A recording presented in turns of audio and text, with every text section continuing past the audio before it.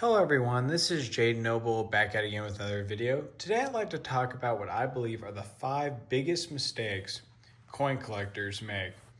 And I've been wanting to make this video for a while because I feel like a lot of people that get into coin collecting, they don't really know what they're doing, and they make a lot of mistakes. So, and even some seasoned veterans also make mistakes. So these are my 5 biggest reasons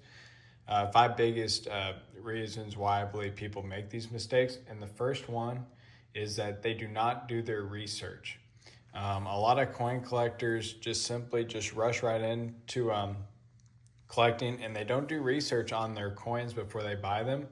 And there are some really great tools that you can use so you do not, so you know what you are buying and how much to pay for it. You can use a red book, which is great, especially if you're buying mostly raw coins. I personally do not have a red book, but it's a great way to give you values of coins, at least an overall general value. Another good way to do it, especially if you're buying more of any type of coin, you can go to eBay and you can look for recent sales on a particular coin that you're looking at. That's a great way to look at actual sales, but especially if you're buying graded coins, one of the best things you can get is the PCGS coin facts. You can kind of see right here, PCGS coin facts, and it looks like this.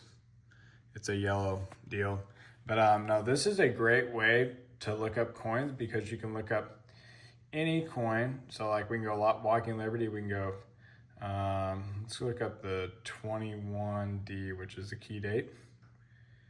Let's see if it loads. Sometimes they do, sometimes they don't. Right there, it'll show you the mintage. So there's 208,000. It'll even give you a little brief, especially if it's a rare coin, it'll give you a brief history about the coin and why it's rare. Then you can go to your PCGS value view and they can show you the price, their guided price. Then you can also look at recent sales on every coin, and they show it for eBay, Heritage Auctions, Stacks and Bowers, and Great Collections, I believe. And these are actual auction listings, and you can actually click on them. eBay, you can only look back so far, but you can click on them, then you can actually view the auction. This is a great way. This is the best tool, in my opinion, when I'm looking to buy graded coins, because you can actually look at actual values of the coin. So you can look at them for different grades. This is a great way to do research so you know how much you should be willing to pay on a coin. So this is really research is the number one biggest mistake I see coin collectors making, is not doing the research, and it actually leads into the last 4 really. Because if you do your research, the rest of them, you will not make this mistake, because research at the end of the day will allow you to not make really any mistakes in coin collecting. But I kind of want to go a little bit deeper into it. So another big mistake I see coin collectors make is not being patient.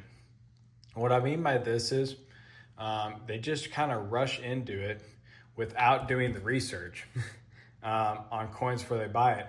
And it's not best to just go in, if you're looking for a particular coin, just to go and buy it right away. You need to be patient. You don't want to overpay for a coin. And you kind of want to look at what they're selling for. Be patient and look for that coin that you really like, that's a nice quality coin at a reasonable price. Patience is a big issue really for anyone in any type of hobby or anything that we do. But patience is very important in coin collecting, so you don't get screwed, and so you don't make a huge mistake or a purchase that you'll regret in the future. So definitely being patient. And then that also leads into my third biggest thing, which is overpaying for coins. A lot of times we rush into things. A dealer might have a coin listed at a certain price, or maybe on eBay you find this coin that's listed and you didn't do your research and you think, well, it might be a good deal, and you go on ahead and buy it. You didn't do your research, you weren't patient, and then you overpaid for the coin. I see this all the time, people overpaying for coins, and it is disappointing, and a lot of times you don't like it when you feel like you got burned on a coin. So this is really the third biggest thing. You see how these are all kind of feeding off each other, because it really just starts back at not doing your research. But definitely overpaying for coins. But the fourth biggest thing is actually underselling your coins. So you overpay for them, but then you undersell them. And I see this all the time, especially when people are trying to get rid of some of their collections. They just want to get rid of it really fast. They'll go to their first coin dealer that they see, and they'll just take the offer a lot of times. And a lot of times it might be a lowball offer. And this is where research comes into play. You need to know the value of your coins so you don't get ripped off when you're trying to sell them too. So you're overpaying and oftentimes underselling your coins for less than what they're worth. It's best when you're selling your coins. If you're gonna try to sell a lot at one time and you want to go through the dealer route, I would take it to multiple dealers, 3, 4, maybe even 5 dealers, and then pick the best price there. If you want to be a little bit more diligent, you can go through eBay, you can go through local groups, and that's a way to really get your top dollar. But I'd recommend not just rushing into selling it and then leaving a lot of money on the table. So that's the fourth biggest thing. And then the fifth biggest thing, the biggest mistake I see, a fifth biggest mistake would be buying from basically shady, or let's say places that are not, that overprice their coins, and this kind of feeds into the other ones. But I'm talking like the U.S. Mint. You got the on the TV. You have like your QVC. They'll sell coins. There's different. You'll see the ads in the paper. Those types. Stay away from any of that stuff. I recommend not buying from the U.S. Mint. I know a lot of people disagree with me on that, but most of their stuff is way overpriced. And if you actually do the research on what the coin should really be worth, a lot of times they are not worth that. And they're really overall, for the most part, terrible investments, especially for the future. Now, there are some exceptions to that, and that's where your research comes into play. If there's a really special release that they're having that's a low mintage, you can play that game, you can go for it. But the best thing to do on those is to flip them as soon as you get them, because usually when they're first out, that's when they're running the highest on the secondary market. If you want to hold on to a coin, buying from the U.S. Mint is really not the best option. And here's a great example of this coin. When this coin first came out, in MS70, these were running like over $1,000.